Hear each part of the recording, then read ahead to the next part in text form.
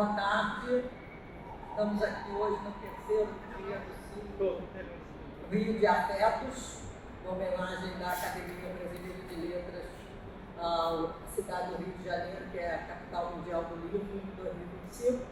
Temos hoje aqui Antônio Torres, Domingos Proença e Geraldo Carneiro, que vão contar histórias sobre o Rio de Janeiro, vivências, alegrias, tristezas, enfim. Com a palavra, Geraldo.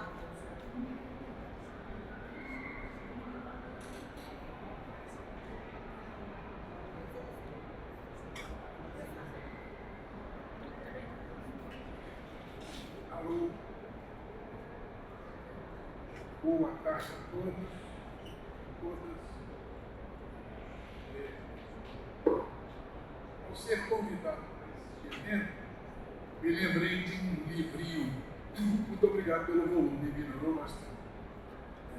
Um livrinho publicado em 97, uma série patrocinada pela prefeitura, da qual fez parte o meu colega Antônio Torres, aqui presente. Eu estou no centro do Rio e a mim foi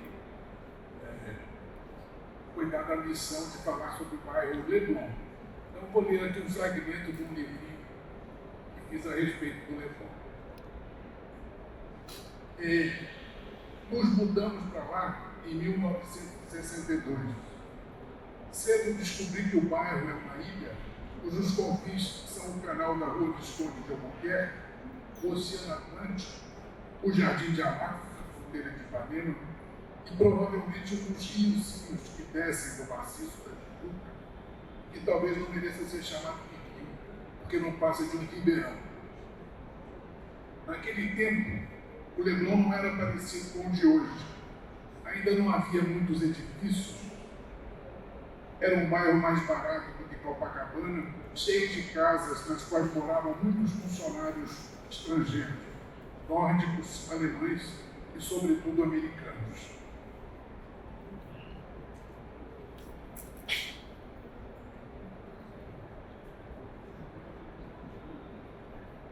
Em 1996, quando me encomendaram esse livro, eu achei que seria o primeiro historiador do Leblon, uma espécie de Heródoto, e descobri que, infelizmente, não era.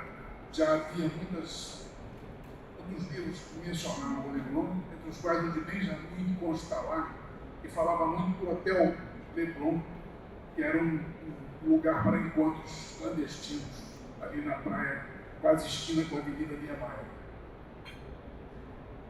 E o cronista João do Rio já tinha mencionado em suas crônicas o bairro de Ipanema, que dizem as más línguas que ele recebia dinheiro do dono do loteamento para fazer propaganda do bairro, e teria ganhado, por conta disso, um terreno e algum dinheiro que certamente lhe fazia falta naquela altura.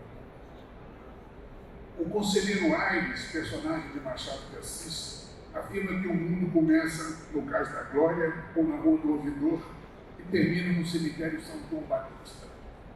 Já o meu pequeno mundo era quase todo no Leblon, fora as incursões ao Colégio de Ipanema ou ao curso de inglês do dentista em Copacabana.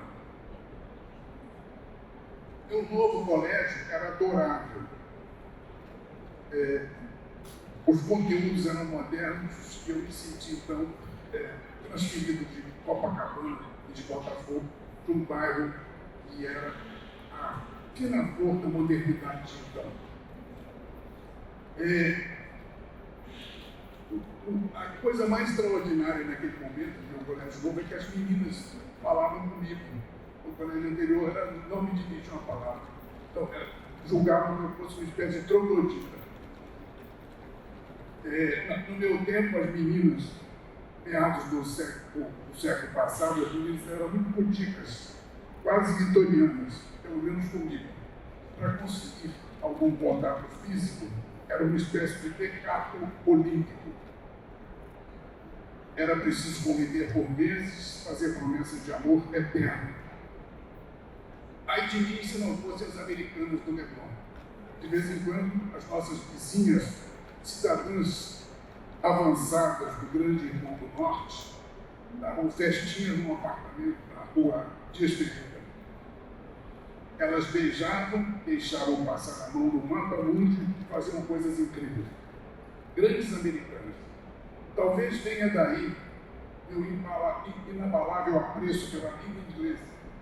Anos mais tarde, quando se exacerbaram ânimos anti-imperialistas e os nacionalistas, entre os quais me incluía, derravam os lobos contra os americanos, fiquei dividido entre os interesses da pátria e as memórias de adolescência. Yankee go home? Não. Yankee don't go, pensando nos meninos americanos.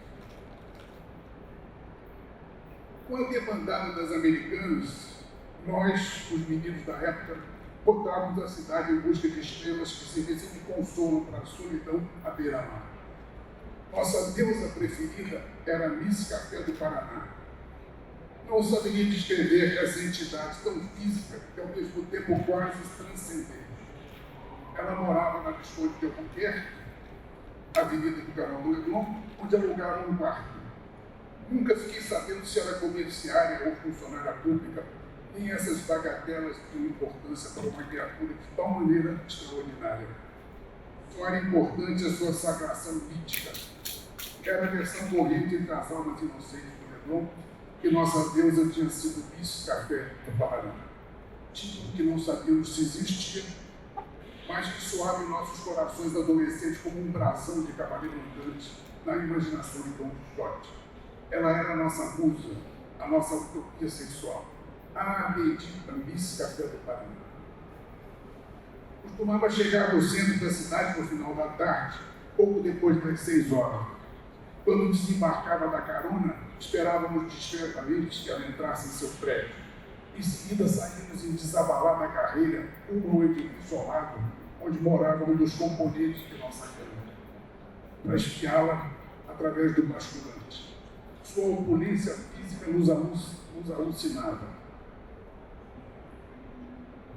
Mesmo os mais velhos da turma, lá pelos 17 anos, julgavam Miss Café do Paraná um objeto de desejo quase tão inalcançável quanto o Marilyn Monroe. Tinham razão. Ela era tijolo demais para o nosso puxadinho. Uma tarde eu vinha sozinho descendo a Visconde de Albuquerque, quando me deparei com Miss Café desembarcando de sua carona. Tremi nas bases. Nunca havia contemplado aquela figura monumental assim, face a face, sem a proteção da presença dos outros. A despeito disso, saudei-a timidamente. Ela devolveu-me o sorriso simpático que costumava receber nossas ridículas manifestações de admiração. Quando já me preparava para cair fora, aliviado por escapar da presença de um ser que me assombrava os sonhos, Miss Café voltou-se para mim e disse: "Você quer jantar comigo?" Eu disse jantar, em total estupefação, provavelmente olhando ao redor em busca de um interlocutor menos improvável para a fala de Miss Café do Paraná. Mas não havia viva alma em torno. Era comigo mesmo. A deusa da minha rua, em carne e osso, me propunha um dilema terrível: ou fugir aterrorizado para o país da infância, ou encarar o desafio da sexualidade do povo, sem a menor experiência no ramo. Quase numa compulsão, preferi a segunda hipótese. Por via das dúvidas, resolvi confirmar se disputava o momento. Jantar comigo? Eu? Ela disse: "Quando?" Ela disse: "Qualquer dia, quando você prefere?" Eu disse: "Prefiro hoje. Pode ser?" Ela disse: "Claro. Você me pega às 9?" E enquanto o Miss Café caminhava com todos os parangolés em direção à portaria de seu edifício, fazendo questão de sorrir para mim ao entrar, minha alma entrou em pandemônio. Aos 14 anos de idade, eu não tinha estrutura psicológica, nem dinheiro, nem enxoval para essa espécie de aventura. Se eu fosse Thomas Mann, um grande escritor alemão, levaria no mínimo 5 páginas para explicar a preparação dessa prática, no qual, se os deuses conspirassem a favor, o rumo de minha vida mudaria. Mas como esse relato não deseja voar além da cultura da crônica, não vou aborrecer a leitora e o leitor com as infinitas providências, desde me performar com a água de colônia de meu pai, até a luta pelo empréstimo de uma roupa que me fizesse aparentar meia dúzia de anos a mais.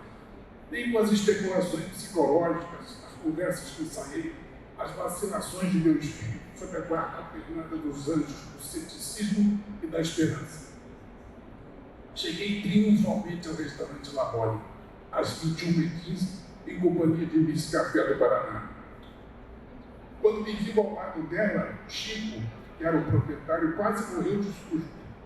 Ele, que já me conhecia dos almoços familiares de domingo, deve ter pensado: como é que esse menino, mal saído dos correios, arranja um transatlântico desses? E começou a me tratar como se eu fosse a última encarnação de bichinho. Não me lembro qual foi a pauta intelectual do jantar. Nem eu era um modelo de loquacidade, nem Miss Café era uma versão curitibana de Simone de Beauvoir.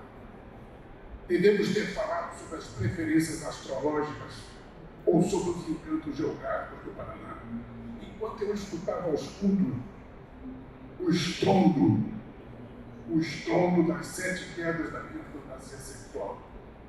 Do cardápio me lembro com certeza. Tornedor ao molho de champignon. Era o máximo dessa sofisticação. Em geral, eu comia pizza.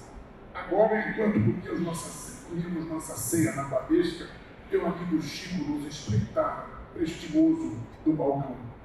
Imagino que ele já conhecesse Miss Café, pessoalmente ou de fama, porque ela morava nas imediações. Tratou-nos com gentileza acima do normal. Com um arremate principesco, chegou a nos oferecer um licor por conta da casa. Em minhas visitas posteriores ao Mamone, Chico nunca mais me tratou como um ser humano comum. Aos seus olhos parecia ser um herói, um astronauta, uma Mahatma. Paguei a conta com uma nonchalance digna de príncipe das Arábias. Por trás da fachada de elegância, eu sabia que minhas finanças estavam arruinadas para as próximas encarnações, ou pelo menos para os próximos 3 meses. Mas a perspectiva de um romance com Miss Café valia o sacrifício. O Miss Café do Paraná, eu escreveria, plantaria a bananeira, descobriria a América. Saímos já suavemente alcoolizados, Miss Café e eu. Fazia tempo bom, mas era como se chovesse num filme romântico francês. Não havia mais ninguém no mundo, só eu e Miss Café do Paraná. Demos um passeio pela beira-mar, subimos até o mirante da Avenida Minar, de onde contemplamos o céu e as estrelas. Ela me fez confidências. Percebi 2 ou 3 vezes sua voz embargada de emoção. Quando caminhamos de volta para o Visconde de Albuquerque, ela se amparou algumas vezes em meu corpo. Eu me sentia o próprio Salomão mostrando as graças de Jerusalém à rainha de Sabá. Embriagado com o perfume de Miss Café. Embriagado com a proximidade daquela deusa. Embriagado, sobretudo, pela iminência dos carnavais na carne, em meio à revoada dos hormônios que diziam sim, sim, sim, eu disse sim. Como eu queria dizer adeus às folias solitárias da adolescência. Quando chegamos à portaria do edifício de Miss Café, a deusa me encarou romanticamente à espera da palavra mágica, da senha que me abriria as portas de sua alcova paradisíaca, onde eu conheceria mais prazeres do que Harun al-Rashid e seu palácio de Bagdá. Eu a encarei com infinita doçura e disse: já amei mulheres de feições diversas, suas mais diversas qualidades, mas nunca assim com toda a minha alma, pois sempre alguma sombra de defeito parava sobre a graça mais perfeita e desfazia o meu encantamento.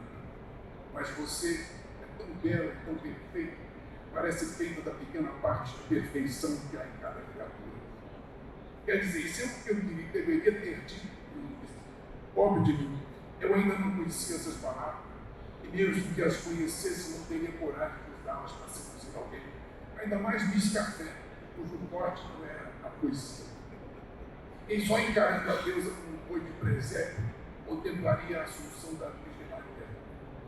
Numa última esperança, pensei que Miss Café talvez fosse capaz de adivinhar meus pensamentos, imaginasse o cântico oculto por detrás da minha nudez reverencial. quase explodi de ansiedade. Por fim, Miss Café rompeu o silêncio e disse, com certo despeito, provavelmente julgando-me um idiota: boa noite. E a minha felicidade embarcou para sempre naquele elevador da rua Visconde de Albuquerque.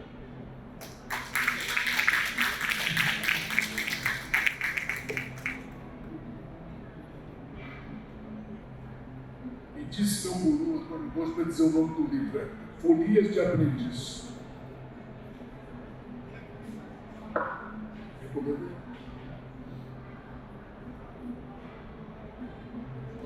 Problema de logística. A folha, o microfone. Vamos ver se eu consigo. Não. Você vai me dando, então, as partes.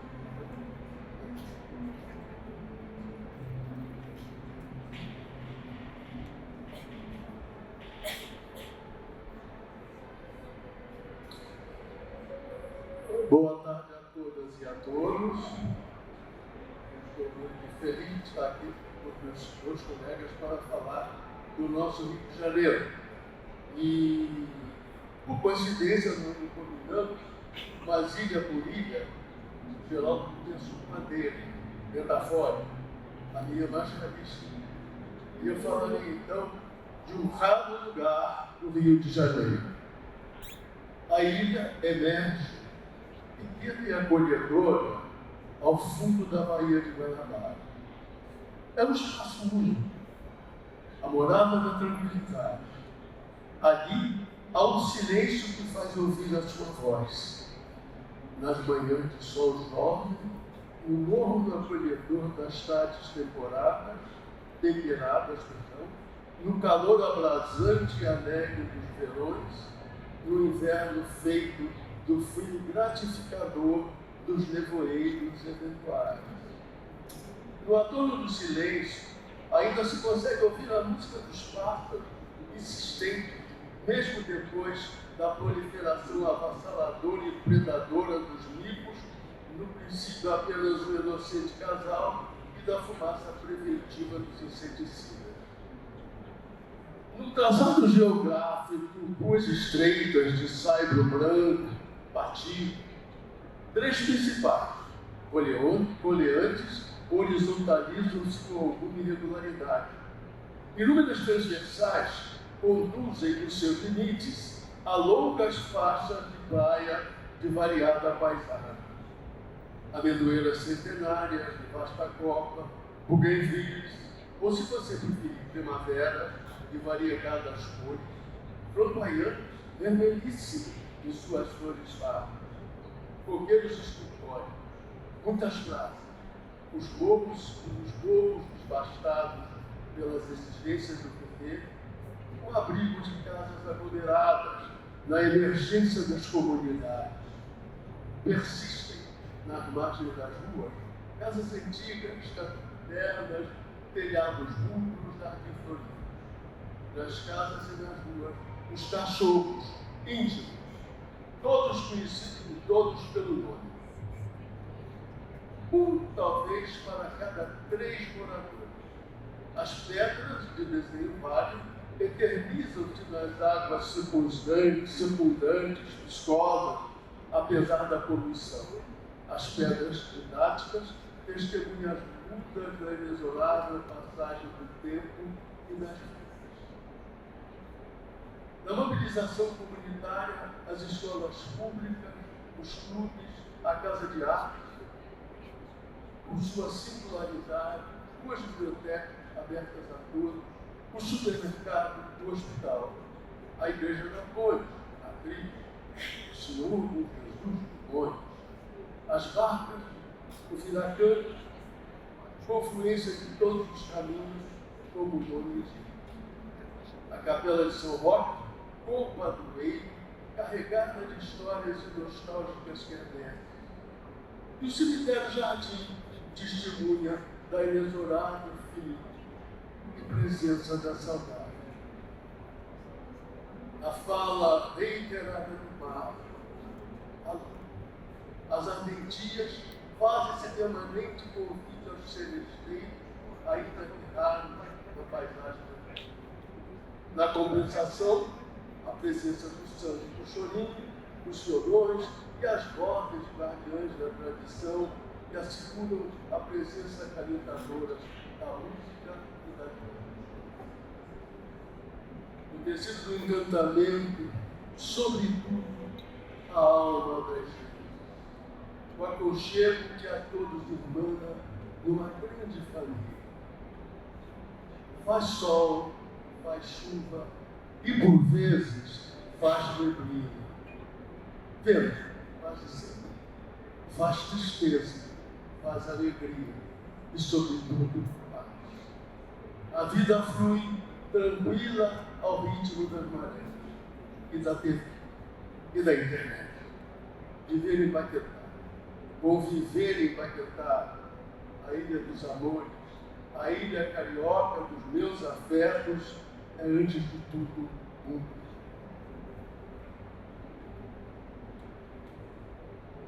Em Paquetá, eu vivi intensamente minha infância e minha juventude. Foram momentos sedimentadores de minha afetividade. Continuo vivendo, afastado do Rio, mas pelo menos uma vez por mês ou de 15 dias, retorno à ilha para tomar um banho de civilização. Afinal, como escreveu o Carlos Drummond de Andrade, amar se aprende a amar, em todos os sentidos. E a proposta, vou trazer para vocês, e aqui estamos falando do nosso ego, um texto que esses momentos se encontram internalizados.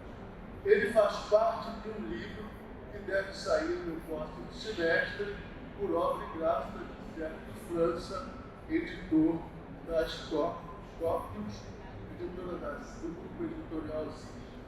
Trata-se de aqui presente, ao lado de Rejane, minha mulher e companheira de ilha também. Trata-se de histórias do contador de histórias, mas essa é outra história. Vamos ao texto. O texto se chama Revisitação. A ideia é mostrar como aquilo que está dentro de nós, que vivemos ao longo do tempo e na nossa infância, sobretudo a nós que nos dedicamos a essa carreira em fácil distinção, escrever livros de ficção, escrever poesia, como isto tudo se internaliza e volta. Então eu vou ler aqui Revisitação, internalizada num texto de ficção. Navegante nas águas do tempo, retorno nas sendas do imaginário do traçado da vida à ilha de outrora, sua paisagem, sua gente, suas histórias e lendas. Sou uno e sou múltiplo. Minha matéria é memória, feita do que permanece para além das circunstâncias, abrigado nesse disco rígido e abstrato que arquiva reminiscências, inscrita nas reentrâncias do discurso. Redesenho nas palavras e seus conluios a flor, a folhagem de muitas cores e cheiros esparzidos na paisagem. Saboreio nos espaços da memória gustativa jabuticabas e chamas, manga espada, manga rosa, a Carlota, a Carlotinha, inocentemente comidas na madrugada molhada das casas adormecidas. Sabuti, goiaba branca e vermelha, nos quintais da vila antiga. Goiás, mariscos, ciris, ostras, mexilhões imersos em ondas de névoa, surpreendidos nas marés secas de agosto. Extasio nostálgico na revivescência da alegria diante das canoas, carregadas de frutos do mar e de história de pesca e de pescador. No entardecer da memória, pastam cavalos tranquilos e cabras com seu leite e suas crias, passa-boi, passa-boiada e a infância revisitada. Passam corujas gargalhantes na noite das bandeiras centenárias, fogo fato de grande do mistério interno da vida. E muitos medos de outrora, povoado assombrações imaginárias. Em atmosfera de sonho, afago os bois, os cavalos, ordenham as cabras e as vacas, caço com risco de jaca, canários e peçanha.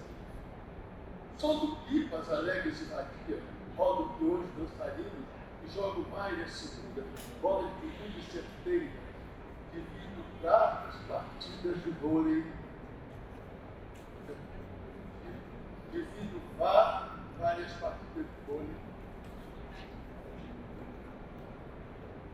e de futebol, goela protegida, e aventuras mágicas nos morros transbordantes do mistério. Montado na bicicleta, entre charretes bucólicas, passeio horas despreocupadas, sem calendário relógio, e nas caminhadas vazias, retorno a refúgios acolhedores de amores do país. Nas ruas elevadas do tempo, desfilam a passos lentos, anjos, a igreja, a procissão, passo roxo da paixão crucificada e a neia de Madalena, Cristo violento, e a reverência respeitosa dos ciclos de coração. Sigo os passos da Via Sacra, revivo as festas de São Roque e de São Pedro, as ladainhas de maio, festejo com fé contrita a coroação da Virgem Mãe de Deus e nossa, sem pecado concebida, Nossa Senhora de todos os nomes e de todas as graças. A névoa da relembrança retornam verões carregados de alegria, tardes preguiçosas de outono, primaveras de muitas flores, invernos de acalanto e manhãs nebulosas das praias solitárias. Na feirinha da praça, agasalhada de oitis, o odor das tangerina, a amizade, os abraços. E mais que tudo, passa a gente. Por tudo que gente sente, passa o amor, passa a pureza, passa a libido incendiada, correndo sangue assustado na liberdade da flor ao toque dos arroxos. Flor rubra de água e areia, entre as pedras cúmplices da praia, abrigo da justiça. Pelas picadas do morro antigo esfacelado, a sua filha escumada, passa a vida, passa a morte e vento toda somada. Na neblina da memória, colho o que resta viver, na ânsia de permanência, para além da fome fatal do tempo. Esta é a ilha dos meus afetos, a ilha do rio dos meus afetos, plantada na neblina da memória.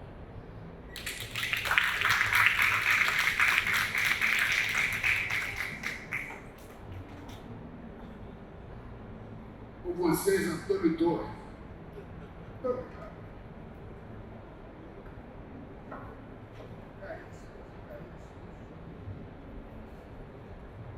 Alô.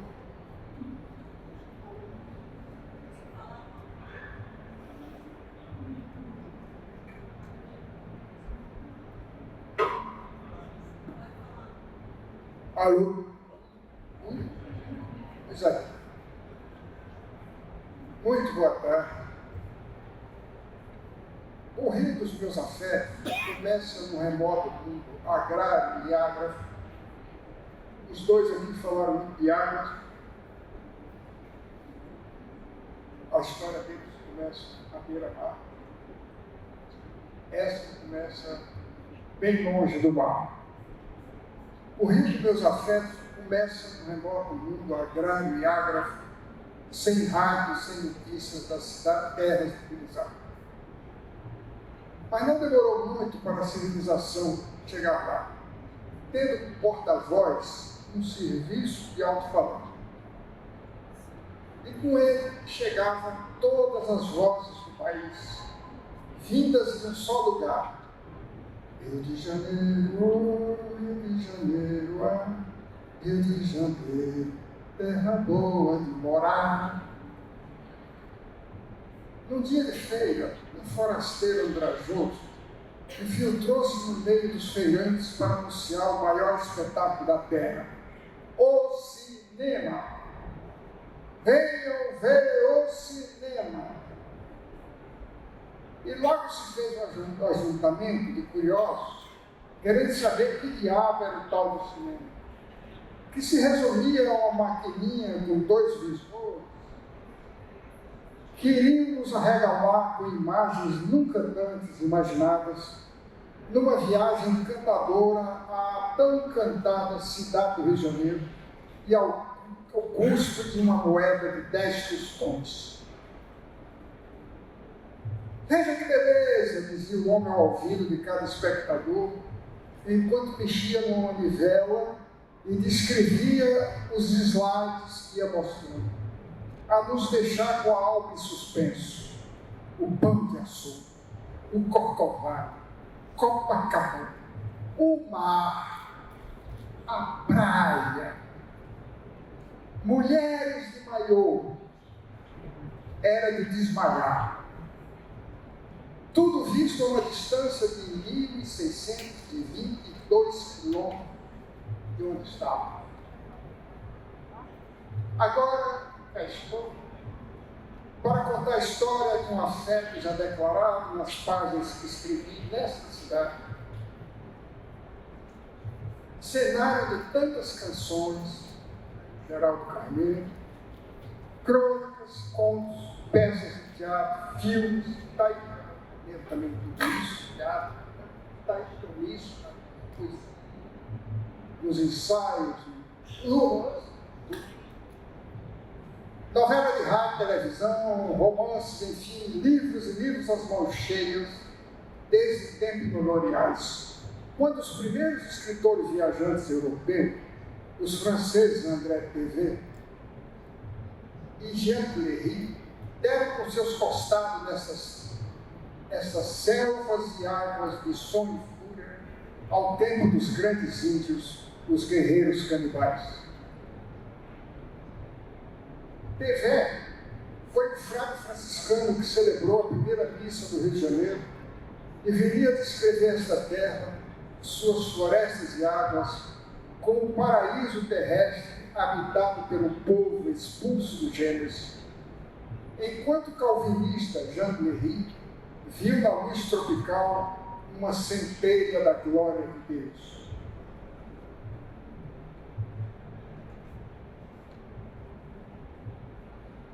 Séculos adiante, um muito inspirado poeta desta cidade viria a se perguntar: por que são tantas coisas azuis e há tão grandes promessas de luz? Tanto amor para lá e que a gente nem sabe. Um personagem potiguar, habitante do Rio de Janeiro, parece querer responder ao carioquíssimo poeta no final de um romance chamado Um Táxi para a Venda d'Áustria, no qual ele diz que o Rio é tão bonito que chega a dar raiva. Aspas para esse personagem. Há qualquer coisa aqui que me faz perder a cabeça. Deve ser o excesso de luz. Luzes e cores que se fundem nos meus olhos embaçados e se propagam, banhando edifícios, calçadas, ruas, automóveis, pessoas. E se derramam para um lugar muito escuro, onde inutilmente tento me esconder. Fecha as aspas. Então o tal potiguar sente vontade de correr, como um atleta, um louco, um bandido. Mas conclui que no Rio é melhor andar devagar, distintos de luz, embriagando-se de luz, até chegar ao topo da montanha mais alta que houver, para ficar mais perto do céu, até que uma nuvem o leve para um lugar tão longe que nem Deus sabe o que. O locutor que vos fala, porém, ainda está com os pés na terra, entre os desvarios de suas ficções e memórias que às vezes o levam à fronteira da nostalgia, como veremos na crônica a seguir. Ipanema, 1968. Essa crônica foi escrita para o finado Jornal do Brasil, que a publicou, e está no livro chamado Sobre Pessoa. O Sobradinho com 3 janelas ainda está de pé no número 80 da Vinícius de Moraes. Agora com uma placa na porta, dentistas. Mas no começo dessa história foi a redação do Jornal do Ipanema e resistência de um de seus editores, Nelson Gomes. O poeta Afonso Romano de Santana também morou lá, até ser convidado para passar uma temporada nos Estados Unidos. A sua vaga acabou sendo ocupada por um certo baiano recém-chegado ao Rio, vindo de São Paulo, depois de muitas andanças pela Europa. Era o ano de 1968, quando a rua se chamava Monte Negro. Ali adiante, a caminho do mar, ficava o Veloso, atual Garota de Ipanema, onde Vinícius e Tom faziam ponto, e todos sabemos que coisa mais linda, mais cheia de graça, eles viram passar. A famosa dupla não estava mais lá quando cheguei. Longe ia também no dia em que Frank Sinatra telefonou para aquele bar, procurando Mr. Nobby. Queria gravar um disco com ele, em dueto. E Tom se foi. Ficava o Cabinha, com suas histórias de pescador, Hugo Bidet, que conhecia de cor o Naked Lunch, almoço nu, de William Burroughs, ainda não traduzido no Brasil. Bebel Noguchi, ele, um brilhante diretor de arte nipo-mineiro. O Zequim Estelita, o primeiro a deixar a turma para sempre ao capotar na curva do Caboclo. Uma tarde, sentei a uma mesa ao lado do Carlinhos de Oliveira, um cronista dessa cidade fantástica, capixaba. Timidamente puxei um papo sobre o ponto e vírgula. Veja só que assunto palpitante. Surpreendentemente, ele discorreu a respeito do tema com a maior seriedade. Ao passar das horas, alguém disse, deve ter sido o Jaguar, intelectual não vai à praia, intelectual bebe. Numa sexta-feira, 13, houve no Veloso o lançamento do livro 10 em um Mundo. O último a chegar trouxe a notícia da decretação pelos militares do ato institucional número 5, o que não teve a menor graça. No dia seguinte, alguns ali poderiam mofar nos porões da ditadura. Dia desses, falando pela Desconspirajá, eu me lembrei de Sobradinho e fiz uma curva na esquina da Vinícius Moraes. O que vi? Um raro sobrevivente dos embates da construção civil. É tão pequeno e de aparência tão decadente que chega a parecer uma anomalia na paisagem. Firme em sua histórica solidão, ali esquecido por aqueles que poderiam ter posto abaixo, junto com outro sobrado que lhe empareda, servindo de escola e suporte, pode ser que esteja com seus dias contados, a não ser que o bairro, antes tão cobiçado, já não desperte o interesse dos construtores e incorporadores por estar embaixo no mercado de compra e venda de apartamentos, quem sabe. E certo mesmo é que o braseiro que ficava em frente não existe mais. Então me lembrei de um primo chamado Humberto Vieira, gritando embaixo da minha janela: desce daí para conhecer o Tom Zé, aquele que fez São Paulo, meu amor, etc. Né? A turma da própria casa. Ah, era aquele magrelo que tocava violão na calçada da igreja do Irará, no momento em que entrei naquela cidade baiana, depois de andar 24 quilômetros a pé, por falta de transporte, 10 anos antes disso. Pois não é que todos os caminhos acabaram chegando a Ipanema? Mesmo que todo mundo chegasse lá à procura de uma garota que já estava no mundo, não estava mais lá. Mas foi andando até acabar na Piedade. E cá estamos. Cá estamos. E, a propósito, não sei que já estamos perto do encerramento, mas, a propósito da fala do autor, ele cita aí a morte traumática dos habitantes da cidade, do boêmio Zequim Estelita. Ele citou no texto dele. E o Zequim Estelita morreu tragicamente, estava tão bêbado que vinha pela lagoa e não conseguiu fazer a curva do Calão. Foi em frente, caiu dentro da lagoa e morreu afogado. Uma coisa terrível. Ficou todo mundo muito triste, esses bêbados todos aqui historiadores se referiu, ficaram muito tristes. E um deles, o mais triste de todos, o lendário Ronald Chevalier, foi ao velório do Zé Cristo, que foi grande amigo dele, no cemitério São João Batista. Aí entrou na capela, estava lá o Zé Cristo ali tampou, a família toda, e o Rony, indignado com a morte do amigo, começou a xingar o amigo. Assim, você é um canalha, você não abandonou, você é um merda. Tinha um queijo prognado, grande. Você é um canalha, xingando o morto. E a família do morto, então, ficou deixada com aquilo e retirou, pediu que ele se retirasse. Aí ele foi para a capela ao lado, onde havia um outro morto. Aí ele virou-se para o outro morto e disse assim: o nosso morto é muito melhor que o de vocês. Aí foi retirado também da capela ao lado. Ele lembrou esse episódio, já que você citou essa morte traumática para os afetos do Rio de Janeiro de Zequinha Estevão. Sério, a palavra é sua. Alguém quer fazer alguma pergunta para um dos três?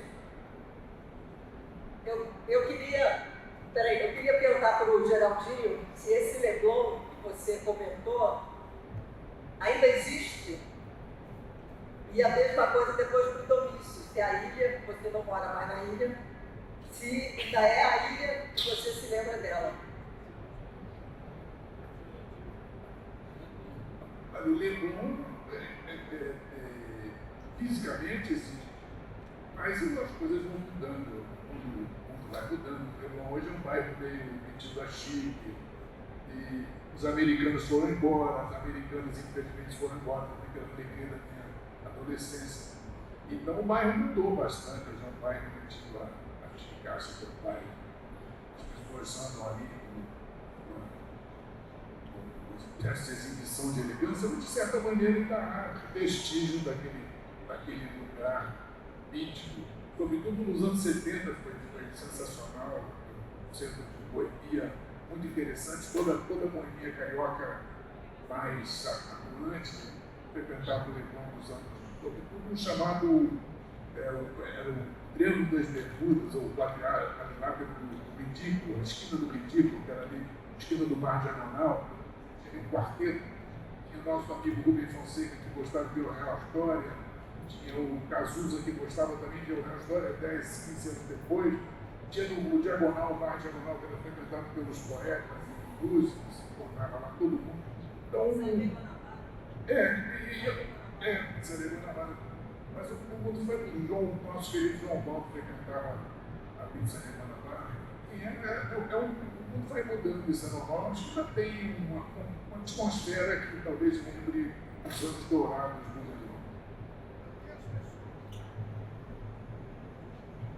Leblon. A Estela diria o seguinte: a ilha em si, fisicamente, é a mesma. Não pelejar, não pelejar. O espírito da ilha permanece. Essa coisa que eu procurei retratar. O silêncio da ilha, a tranquilidade, mas obviamente a vida mudou. A vida se transformou. Quando eu disse que vi no primeiro texto, eu afirmei que a ilha praticamente hoje vive, porque vive em função da televisão, da internet. Todo aquele convívio de uma geração, de várias gerações, ele hoje tem uma outra dimensão. Mas ela continua sendo um lugar de paz, sobretudo de paz, de tranquilidade, de não violência e de uma certa intimidade que é comum numa comunidade de uma ilha e sobretudo nos bairros de alguns subúrbios do Rio de Janeiro. Então, dizer que manteve tudo isso, toda essa magia, isso desapareceu, porque alguns morros foram desbastados, como eu disse, cada lugar com necessidade de comunidade, mudou, a pirâmide social mudou. Quer dizer, houve várias mudanças, mas ela não perdeu essa marca. Tanto que eu volto, eu tenho casa lá, sei lá, foi de volta para, como eu disse, tomar um banho dessa pureza, dessa tranquilidade, dessa ausência de violência que faz você andar na rua sem se preocupar com olhar para o lado ou para trás. Quer dizer, é muita paz e tranquilidade. Além disso, permaneceu uma outra coisa muito importante, que é Seresta. É a Seresta. Seresta todo fim de semana se aglomera, não mais na praça, não mais na praia, diante da lua, joga a dentinha sabe, que era o alimento da Seresta nas praias. Hoje a Seresta é mulher. Os grandes critérios, onde a Seresta se realiza, mas ela se realiza. E eu assino ponto nessas Serestas, obviamente. Quando vou lá fazer na minha contribuição, né, de cantar nestas noites olorosas, quando o mar desfeito em rodas se desfaz a lua cheia. Né? Por aí. Então, não vou me permitir cantar, obviamente, para não fraturar a moldura, como diria Rejane. Né? Mas, evidentemente, não sei se vocês conhecem essa ilha, que é cantada a ilha e ao céu profundo, que começa nesse mundo e não sabe onde acabar. Essa verdade que o Hermes Fontes cantou no poema dele ainda persiste. Mas vale a pena visitar. Vale a pena. Cheguem lá no sábado, basta para ir voltar. Se quiserem ir bem acompanhados na linhagem que foi cantada aqui por Geraldinho, procurem uma boa companhia, uma amorosa companhia, uma das pousadas que existem lá muito confortáveis, onde o lugar é todo ele dedicado a descansar e, sobretudo, a amar. Vale a pena.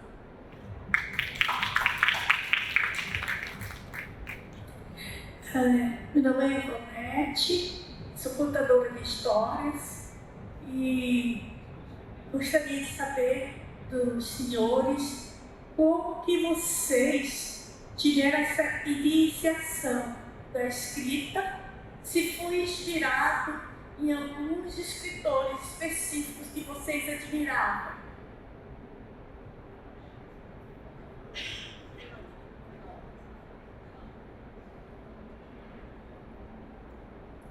Menina, tem tanto escritor, se eu for contar para você, é uma loucura.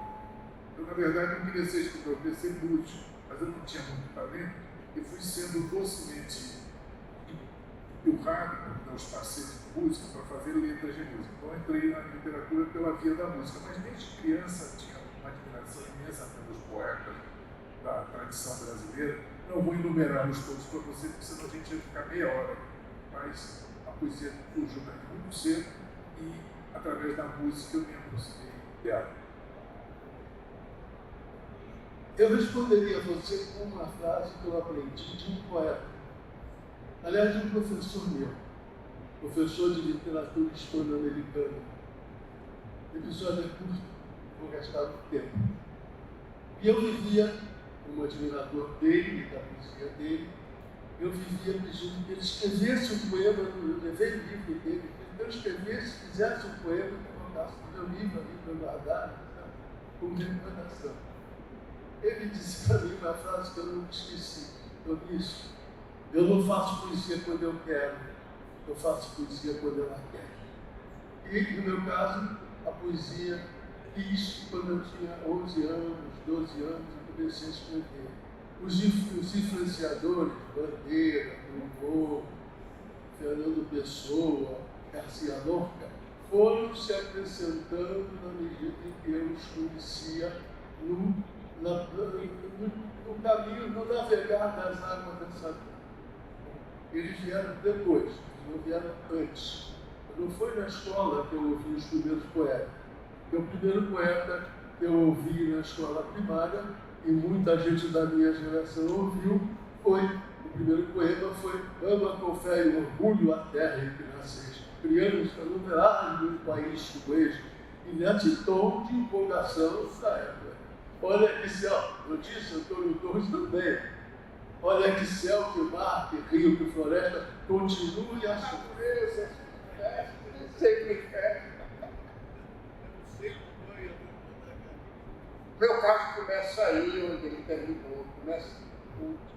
Eu comecei dizendo, lembrando do lugar, do mundo agrário e agronegócio onde eu vivo.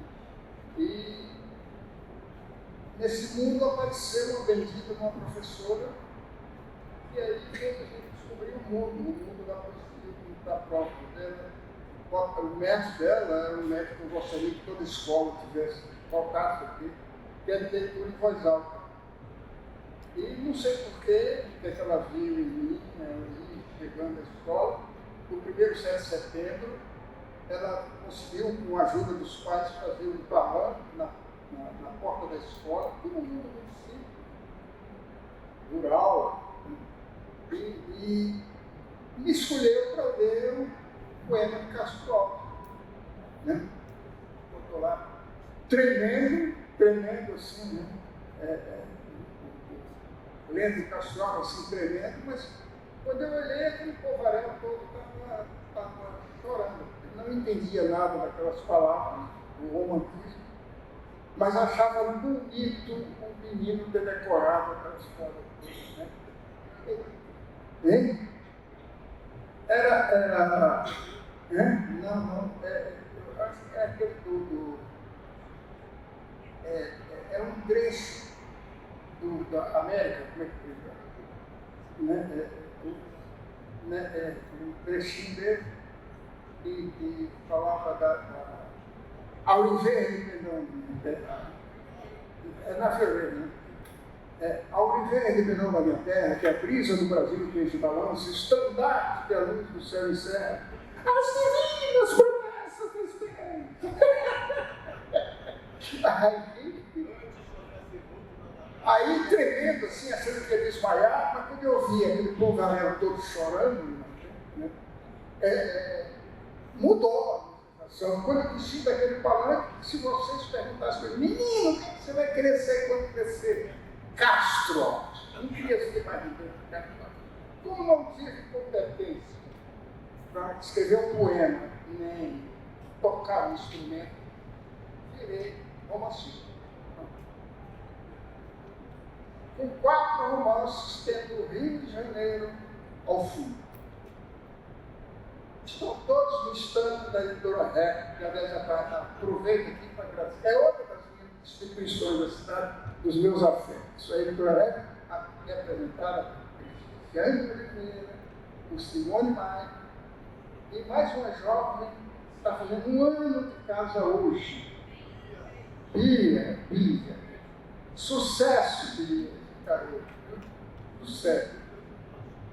Então, meus afetos estão, essa Bienal é a Bienal dos meus afetos, porque aqui já fiz café literário no Carnô, o Carlos em Porto-Rico, João Gilberto Pinol, Milton Arcunho, e por aí foi, né? Tony Belotto, etc.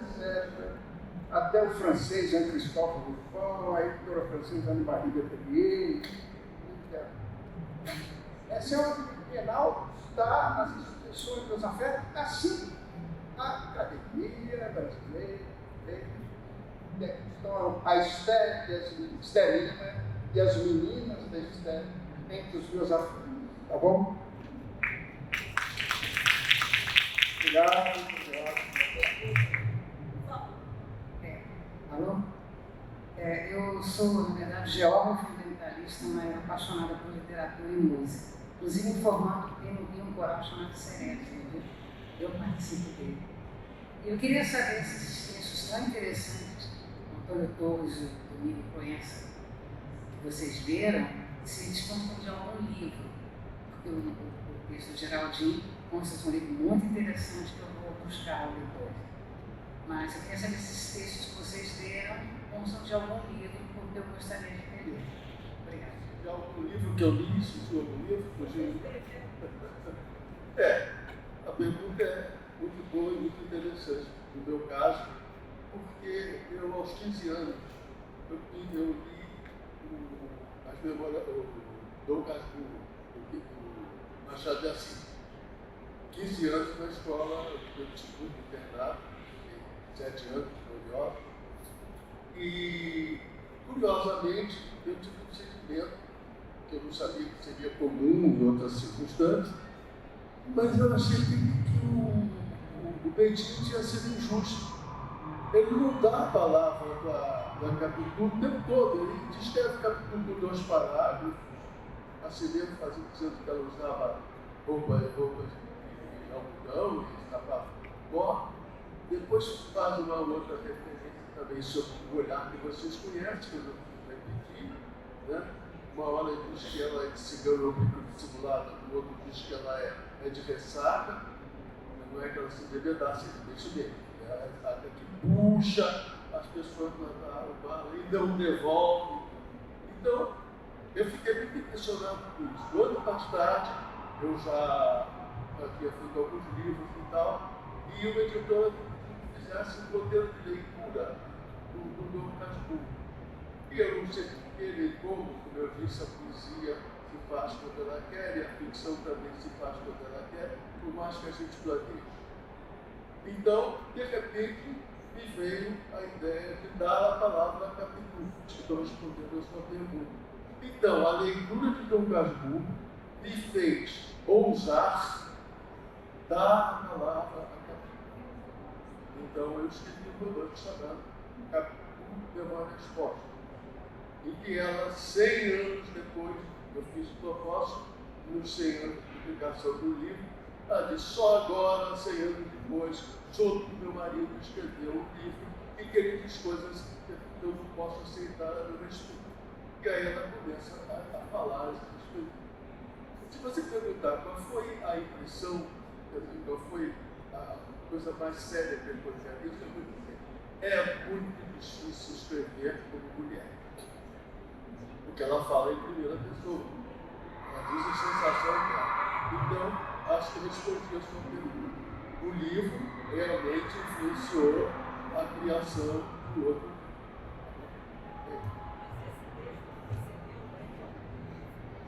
Esse texto, a segunda parte que eu tentei explicar, está no livro, está no prelo, que deve sair mais rapidamente possível, da evidentemente, é um livro que se chama Histórias de um Contador de História. Porque tem muito de vivência paquetaense ficcionalizada. Então eu não quis assumir como, digamos, um contista ou um romancista.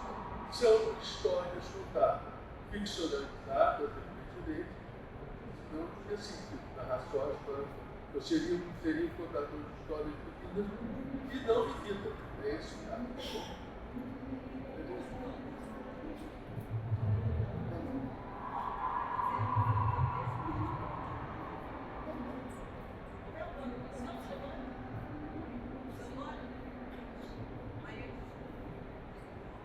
Maria Cristina, quando eu falo do Rio, assim, aquele toque rápido sobre o frade franciscano que celebrou a primeira missa do Rio de Janeiro, e o calvinista e a visão que eles tiveram da cidade, é uma referência direta a um romance meu chamado Meu Querido Canibal. É um romance que já está na 15ª edição, tem tido um bom destino. E por trás desse romance está o Rio de Janeiro do século XVI. Também tem outro romance nessa vertente histórica, que se chama O Nobre Sequestrador, que é o Rio de Janeiro no século XVIII. Aí já é um sequestro do corsário francês que veio da cidade para pegar o ouro que ele embarcado vindo da minha. Tem um livrinho, uma coleção chamada Cantos do Rio, que o Geraldo escreveu sobre o Leblon e eu escrevi sobre o centro. O Geraldo fez uma crônica longa do Leblon e eu fiz uma mini história do Rio de Janeiro a partir do centro da cidade, porque o centro da cidade é o centro da história do país, a partir do momento em que Dom João VI foge de Napoleão e vem para cá. Então a história começa aqui. Esqueci mais algum. O táxi para Vina da Áustria é o Rio de Janeiro do século XX. Esse está aqui referenciado naquele personagem que diz: o Rio é tão bonito que chega da raiva, né? Do romance da Vina da Áustria. É um romance também que tem o título Bom Destino, já está na nona edição pela Record. Todos hoje estão na Record. Né? E mais recentemente, este aqui, Meu Querido Canibal, Querida Cidade, que é o meu romance mais recente, e tem um trechinho aqui bem curtinho, que não vai tomar tempo, só para você ter uma ideia de como a cidade é vista. A cidade, a querida cidade, são várias cidades do personagem, diante de uma cidade afogada e imersa em águas. E chega um momento que ele diz o seguinte: era uma vez uma cidade de encher as vistas. Qualquer semelhança com o Rio de Janeiro não é mera coincidência. E deixar a respiração em suspenso. De sensualidade a se insinuar nas curvas das montanhas que a delineavam. De pedir pernas para andar, pimpona, fagueira, malandra, bandida. Tão cheia de aflições, em seu cotidiano ameaçado pelo caos, arrimar alegria e agonia, graça e desgraça, amor e dor. E meter medo, principalmente isso, o medo. Então, é desse livro. Tá? Um pequeno resumo daquele estado. Bem, obrigado a todos. Geraldo, Benício, Torres. Amanhã, neste mesmo horário, teremos o Rui Castro, Arnaldo Bisquier e Antônio Carlos Sequim. E queria só avisar para vocês que amanhã esse debate aqui vai estar no canal da ABL no YouTube. Se vocês quiserem rever, vai estar lá. Tá bom? Obrigado.